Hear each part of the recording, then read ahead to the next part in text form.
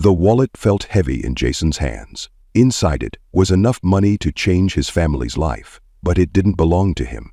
Jason stared at it, his heart racing, knowing this moment would define him forever.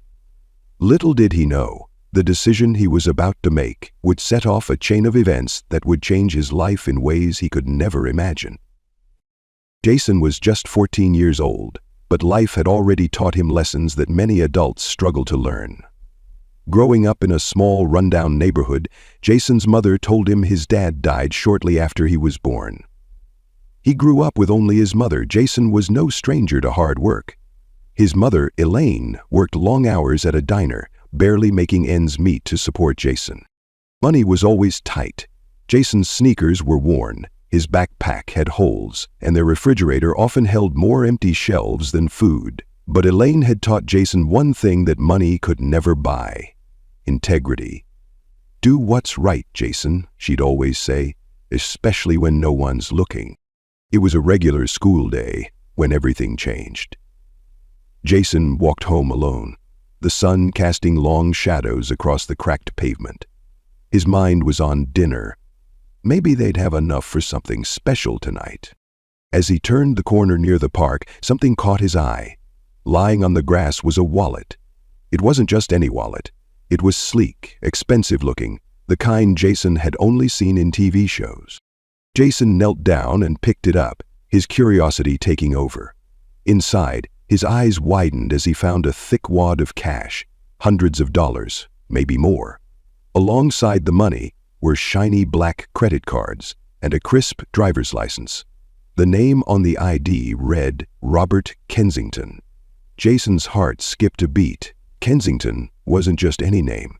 It belonged to a millionaire whose face Jason had seen on billboards around the city. Jason's thoughts raced. This money could solve so many problems. His mom wouldn't have to take double shifts anymore. He could finally have new shoes for school. And Jason himself. He'd dreamed of a proper basketball for months, but it was always too expensive. But then his mother's voice echoed in his mind. "Do what's right, Jason, even when no one's watching." Jason glanced around. The park was empty. No one would know if he kept the wallet. He could walk away, and his family's struggles would ease, at least for a little while. But deep down, Jason knew the money wasn't his to take. He let out a sigh, clutching the wallet tightly. "I have to find this guy," he whispered to himself. Jason made his way home, the weight of the wallet in his hands heavier than ever. As he walked through his neighborhood, the familiar sights seemed to change. The kids playing on the street, the old man fixing his car, even the graffiti on the brick walls. All seemed to remind him of the choice he had to make. As Jason walked home from the park, his mind swirled with questions about what to do with the wallet. He knew it wasn't his, but the temptation lingered, especially when he thought about how much it could help his struggling family. Unable to keep the secret to himself, Jason decided to stop by his best friend Stanley's house. Stanley, always curious and full of opinions, was the first person Jason thought of for advice. But Jason had no idea the conversation would challenge his resolve even further. Jason sat on the edge of Stanley's bed, holding the sleek wallet in his hands. Stanley, sprawled out in a gaming chair, paused his game and stared wide-eyed at the thick wad of cash Jason pulled out. "Dude, are you serious right now?" Stanley exclaimed, leaning closer. "This is like a jackpot. Where did you find that?" "In the park," Jason said quietly. "It was just lying there, near the bench." Stanley's eyes darted between Jason and the wallet. "Man, this is insane. Do you know how much money that is? You could fix everything for your family. Your mom wouldn't have to work double shifts anymore, and you could finally get that basketball you've been wanting." Jason sighed, his grip tightening on the wallet. "Yeah, but it's not mine, Stan. It belongs to someone else. There's even an ID in here. Robert Kensington. You know, the rich guy everyone talks about." Stanley let out a low whistle. "Kensington? That guy's loaded. Do you think he even notices when money goes missing?" "Come on, Jason, think about it. He probably has 10 more wallets just like this one." Jason shook his head firmly. It doesn't matter, Stan. It's still his. Stanley rolled his eyes, leaning back in his chair. You're too good for your own good, man. Seriously. This could change everything for you. For your mom. Think about how much easier life could be if you just kept it. Jason stared down at the wallet, the weight of Stanley's words pressing on him. For a brief moment, he considered the possibilities. The groceries they could buy, the bills they could pay, the smiles it would bring to his mom. But then his mom's voice echoed in his mind. Do what's right, Jason, even when no one's looking. I can't do that, Jason said finally, his voice steady. It's not who I am. Stanley threw his hands up.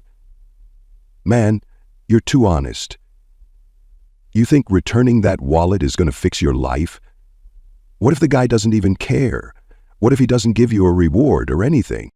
Jason looked up, his eyes locking with Stanley's. Then at least I'll know I did the right thing. That's enough for me. Stanley groaned, spinning his chair around dramatically. Fine, be a saint, he said sarcastically, but don't come crying to me when nothing changes. The screen wrapped around Stanley, but returning the wallet wouldn't be easy.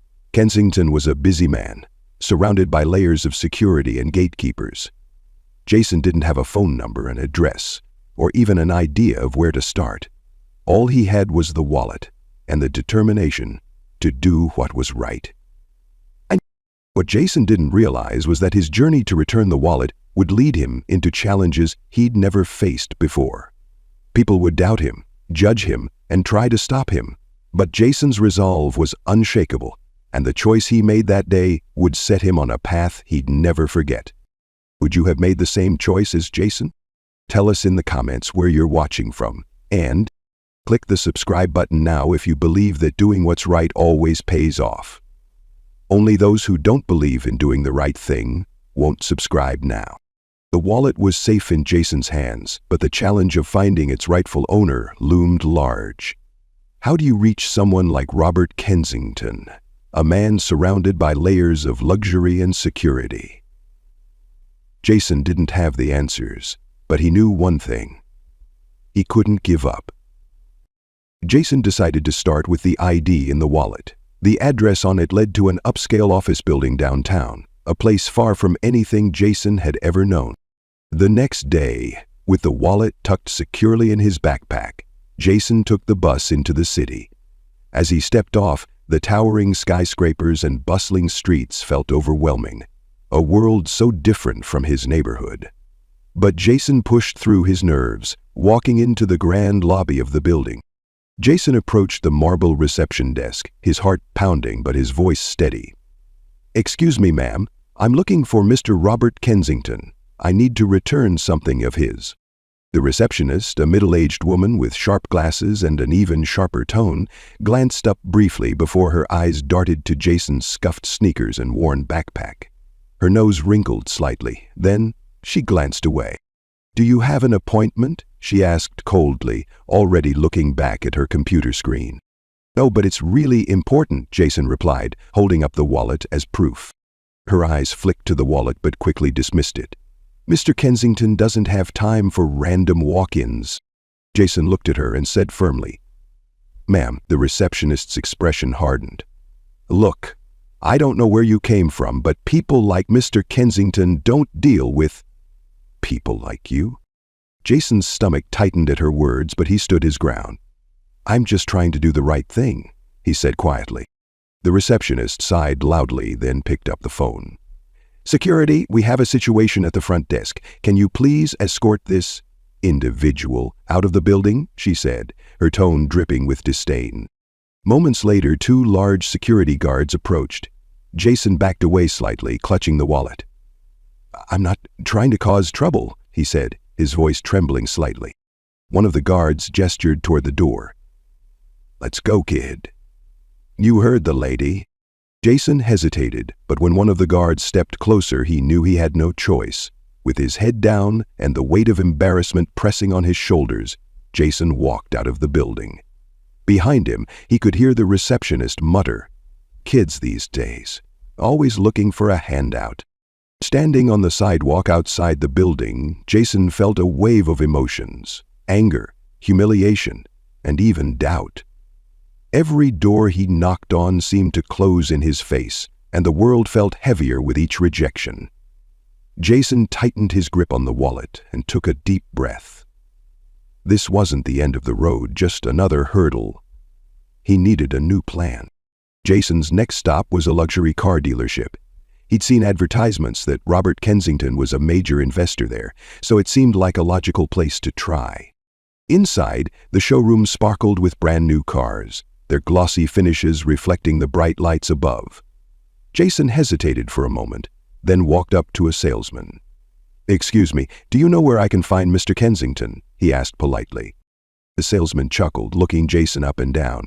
"Kid, people like Kensington don't just walk into places like this. What do you want with him?" Hancock stood from his chair and looked Jason up and down with a pair of camouflage cloths. Jason held up the wallet. "I need to give this back to him, it's important." The salesman smirked. "Sure, kid. Why don't you leave it with me? I'll make sure he gets it." But Jason shook his head. "I have to give it to him myself." The salesman's smile faltered. "Look, kid, even if I knew where he was, I wouldn't tell you. Now, why don't you run along?" The boy said something incomprehensible to himself, but ultimately checked his watch. Jason left the dealership, his frustration growing. Every door he knocked on seemed to close in his face. He sat on a bench, clutching the wallet tightly, feeling the sting of rejection. Just as he was about to give up, he overheard two employees chatting nearby. "Kensington's at that charity gala tonight," one said, laughing. "Probably giving away more money than we'll see in a lifetime." Jason's ears perked up. A gala? That might be his chance. It wasn't much of a lead, but it was all he had. With renewed determination, Jason stood up, his mind made up. He didn't know how he'd get into a high society event like a charity gala, but he was willing to try. This wasn't just about returning a wallet anymore. It was about proving that doing the right thing mattered, even when the odds were stacked against him. He faced the full building of Rising. Would you keep going like Jason if every door seemed to close in your face? If you admire Jason's determination, hit that like button and subscribe. The most exciting part of his journey is yet to come. Jason walked for several hours because he couldn't afford to board a cab to the venue. The sun dipped below the horizon as Jason approached the Grand Hotel hosting the charity gala. The building shimmered with lights, its entrance lined with red carpets and luxury cars. It was a world Jason had never stepped into, and as he stood there clutching the wallet, he couldn't help but wonder, would they even let him in? Jason took a deep breath and walked toward the entrance. Security guards in sharp uniforms stood tall, scanning everyone who entered. "Excuse me," Jason said, his voice steady despite his nerves. "I need to speak with Mr. Kensington. It's really important." Well, The guard raised an eyebrow, looking Jason over. "And you are?" he asked curtly. Jason held up the wallet. "I found this. It belongs to him. I just need to return it." The guard exchanged glances with his colleague before shaking his head. "Sorry, kid. This isn't the place for you. Move along." Jason's heart sank, but he refused to back down. "Please," he said, his voice firmer now. "I just need a few minutes with him." The guard crossed his arms. "I said no. Now, move along before we call the cops." He crossed his arms again. Just as Jason turned to leave, a woman in an elegant gown approached the guards. She had overheard their conversation and stepped in. "What's going on here?" she asked, her tone authoritative. The guard gestured toward Jason. "This kid's causing a scene. Says he's got something for Mr. Kensington." The woman looked Jason over, her gaze softening. "What's your name?" she asked gently. "Jason," he replied. "I'm just trying to return this wallet. It's his, and I need to give it to him personally." The woman nodded, her expression thoughtful. "Let him in," she said firmly. The guards hesitated, but ultimately stepped aside, grumbling under their breath. Jason followed the woman into the dazzling venue, his heart racing with a mix of excitement and nerves. "Oh, ma'am," the guards were saying about the sound of the music. The ballroom was breathtaking. Crystal chandeliers hung from the ceiling, casting a warm glow over the room. Guests in elegant attire mingled, their laughter and conversation filling the air. For a moment, Jason felt completely out of place. Clutching the wallet tightly, he scanned the room for Robert Kensington. His gaze landed on a man at the center of a small crowd, tall, impeccably dressed, and exuding an air of authority. It had to be him. Jason approached cautiously, weaving through the crowd. When he finally reached Kensington, he hesitated for a moment before speaking. "Excuse me, sir," Jason said, his voice steady but quiet. "I think this belongs to you." Kensington turned, his expression initially one of confusion. Jason held out the wallet, and recognition flashed across Kensington's face. He took it, flipping it open and inspecting its contents. "Everything's here," Kensington said, his tone surprised. He looked up at Jason. "You found this?" Jason shook his head. Jason nodded. "Yes, sir. I wanted to make sure it got back to you." The guests nearby watched the exchange with curiosity, some whispering among themselves. Kensington's expression softened. "You could have kept this," he said, his tone filled with curiosity. "Why didn't you?" Jason met his gaze, standing tall despite the eyes on him. "Because it wasn't mine," he said simply. "My mom always says doing the right thing is what matters most." The room grew quiet, the weight of Jason's words settling over the crowd. Kensington stared at the boy, his face unreadable at first, but then it broke into a smile. "Happy." "What's your name?" Kensington asked. "Jason," he replied. "Well, Jason, you've done something extraordinary tonight," Kensington said, his voice warm.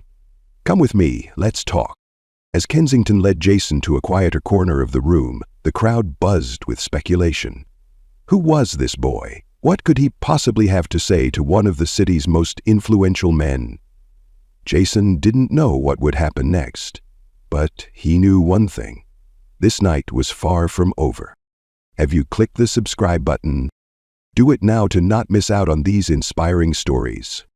Jason sat across from Robert Kensington in a quiet corner of the opulent ballroom. The hum of the gala faded into the background as Kensington studied the boy in front of him. Jason, clutching his worn backpack tightly, didn't waver under the millionaire's piercing gaze. Little did Jason know, this moment would reveal far more than just his character. It would expose truths that would leave everyone stunned. Before Kensington could speak, Evelyn, one of the event coordinators, approached the pair. She had been watching Jason from the moment he entered, her suspicions heightened by his modest appearance. "Mr. Kensington," Evelyn said with urgency, glancing pointedly at Jason. "I've been keeping an eye on this boy. Are you sure he's not up to something? We've had issues with theft before."